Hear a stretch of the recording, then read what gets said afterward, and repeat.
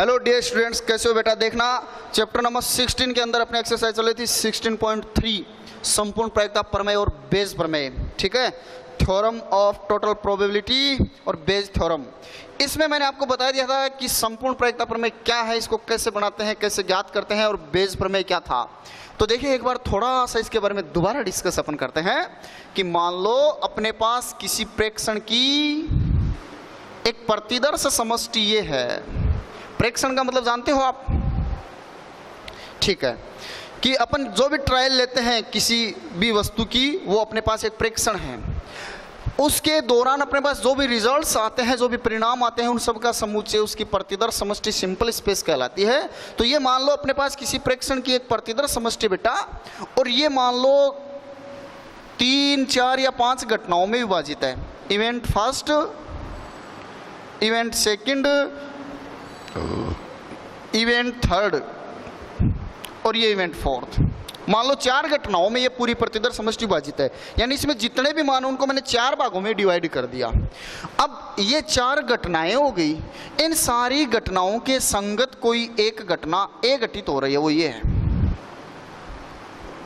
ठीक है, ये ए है। एक तो अपन इस ए की संपूर्ण प्रायिकता कैसे ज्ञात करें, वो तो था संपूर्ण प्रायिकता प्रमेय। और एक अपन ने ये देखा था कि बेज नामक जो गणितज्ञ है उसने ये बताया था कि किसी प्रेक्षण की प्रतिदर्श समष्टि यदि n घटनाओं में विभाजित है, n का मतलब भाई फिक्स नहीं है ना कि क्वेश्चन में उसको 2 घटनाओं में विभाजित कर रहा है या 3 में या 4 में, कितनी घटनाओं में विभाजित कर रहा है, कि किसी प्रेक्षण की प्रतिदर्श समष्टि यदि n घटनाओं में विभाजित है और उन सब के संगत कोई घटना ए घटित हो रही है, और फिर आपको ये पता चल जाए कि घटना ए घटित हो चुकी, तो घटना E1 की प्रायिकता क्या है, E2 की क्या है, ये ऐसे पूछ ले, तो ये प्रमेय बेज ने बताया था कि घटना ए घटित हो चुकी, इस बात की क्या प्रायिकता है कि E1 से घटित हुई है। तो इसका मैंने फॉर्मूला बताया था कि टोटल 4 इवेंट है, 4 घटनाएं हैं, तो बट्टा में तो संपूर्ण प्रायिकता प्रमेय लगाकर अपन इन चारों मानों को लिख दें क्या, P E1 की प्रायिकता इंटू ए बटा E1 की प्रायिकता, प्लस E2 की प्रायिकता इंटू ए बटा E2 की प्रायिकता, प्लस E3 की प्रायिकता इंटू ए बटा E3 की प्रायिकता, और प्लस E4 की प्रायिकता इंटू ए बटा E4 की प्रायिकता। यानी बट्टा में तो ये सारे मान आ गए प्रायिकता के, और ऊपर जो पूछा है ना जिस घटना से, वो मान ही आएगा E1 की प्रायिकता इंटू ए बटा E1 की प्रायिकता। ये था प्रमेय। ठीक है, अब अपन लेते हैं इससे रिलेटेड एग्जाम्पल। तो बोर्ड पे देखना बेटा ध्यान से।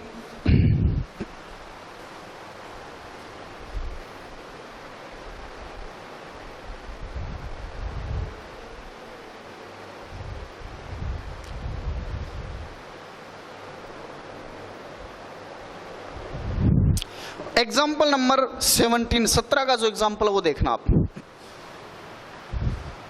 अपनी एक्सरसाइज का, और धीरे धीरे क्वेश्चन को ध्यान से पढ़ना। किसी कक्षा के 2/3 विद्यार्थी लड़के हैं तथा शेष लड़कियां हैं। आपको एक आ गया है कि एक पूरी क्लास कक्षा, उसमें 2/3 विद्यार्थी तो हैं लड़के और लड़कियां कितनी हैं, बची हुई। तो कक्षा में लड़के कितने हैं, 2/3, और लड़कियां बची हुई तो कितनी बचेंगी, 1/3। ठीक है, कक्षा में लड़के इतने हैं, लड़कियां इतनी हैं। अब आगे सुनना क्वेश्चन में क्या कह रहा है आपको। किसी लड़की के प्रथम श्रेणी प्राप्त करने की प्रायिकता 0.25 व लड़के के प्रथम श्रेणी प्राप्त करने की प्रायिकता 0.28 है, तब यादृच्छा चुने गए किसी विद्यार्थी के प्रथम श्रेणी प्राप्त करने की प्रायिकता ज्ञात करो। अब देखो सुनना ध्यान से। एक पूरी क्लासरूम में जितने विद्यार्थी हैं, वो मान लो अपने पास प्रतिदर्श समष्टि है, उसको 2 भागों में बांट दिया ना, लड़के और लड़कियां। तो अपन मानेंगे कि चुना गया विद्यार्थी लड़का है, इस घटना को E1, और चुना गया विद्यार्थी लड़की है, इस घटना को E2 मानते हैं। यानी कक्षा से लड़के का चयन करना, कक्षा से लड़के का चयन करना घटना E1 हो गई। अब आप सोचोगे कि सर आपको कैसे पता चला कि इसको A1 माने? भाई सीधी सी बात है, पूरी क्लास के जितने बच्चे हैं वो एक प्रतिदर्श समष्टि हो गई, उसको दो भागों में बांटा है कि इतने तो लड़के हैं, इतनी लड़कियां हैं। अब एक यादृच्छा एक विद्यार्थी चुना गया, तो चुना तो क्लास से जाएगा, वो चयन क्लास से किया जाएगा। क्लास या तो लड़का हो गया, लड़की होगी, तो उस क्लास से लड़के का चयन करना ये पहली घटना हो गई, और कक्षा से एक लड़की का चयन करना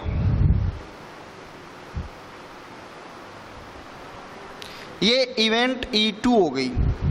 ठीक है भाई, अब देखना बोर्ड पे ध्यान से, ये तो दो घटनाएं हो गई। अब इन दोनों ही घटनाओं की संगत घटना क्या दे रखी है, क्वेश्चन में पढ़ो देखो, कि किसी लड़की के प्रथम श्रेणी प्राप्त करने की प्रायिकता यह है, लड़के के प्रथम श्रेणी प्राप्त करने की प्रायिकता यह है। चुना गया एक विद्यार्थी प्रथम श्रेणी प्राप्त करता है, यादृच्छा चुना गए किसी विद्यार्थी के प्रथम श्रेणी प्राप्त करने की प्रायिकता ज्ञात करो। प्रथम श्रेणी प्राप्त करने की प्रायिकता ज्ञात करनी है, यानी इसका मतलब यह हुआ कि विद्यार्थी द्वारा प्रथम श्रेणी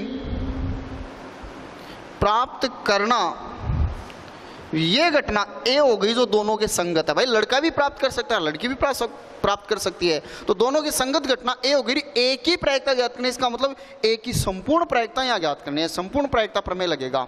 अब बोर्ड पे देखो, पहले अपन इन सब की प्रायिकता ज्ञात कर लेते हैं।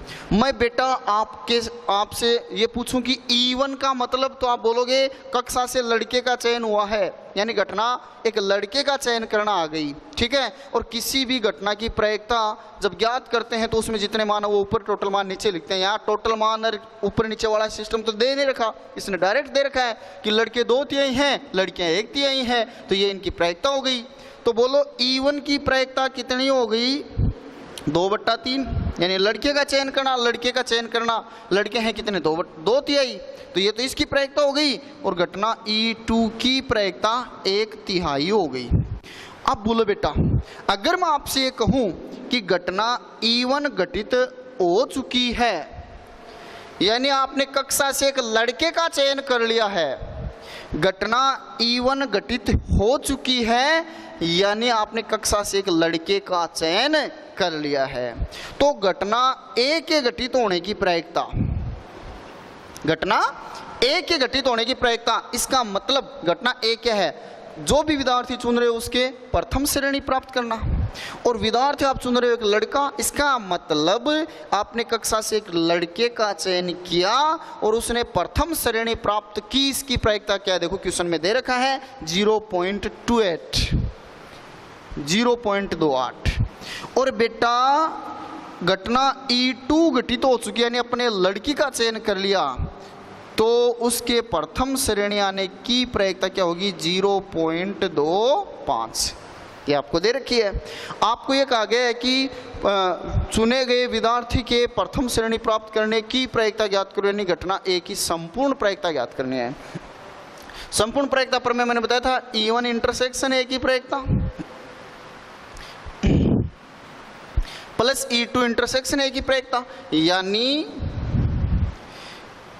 E1 की प्रायिकता, यहाँ गुणन नियम लगा लेंगे, A/E1 की प्रायिकता प्लस E2 की प्रायिकता इंटू A/E2 की प्रायिकता। क्लियर।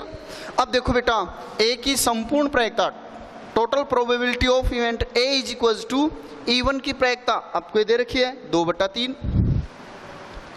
A/E1 की प्रायिकता 0.28 प्लस E2 की प्रायिकता 0.25 इंटू A/E2 की प्रायिकता कितनी है, E2 की प्रायिकता 1/3 गुणा A/E2 की प्रायिकता 0.25। ये है, आप इसको सरल कीजिएगा। A की प्रायिकता बराबर 0.28 को देखो, पहले 28 को 2 से गुणा कर लो, 56, तो 0.56/3 प्लस 0.25/3, ये हो जाएगा।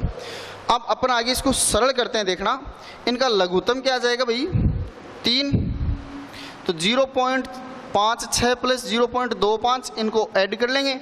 देखिए 6 में 5 1, 7 और 1 8, ये आ जाएगा /3, भाग लगा दो,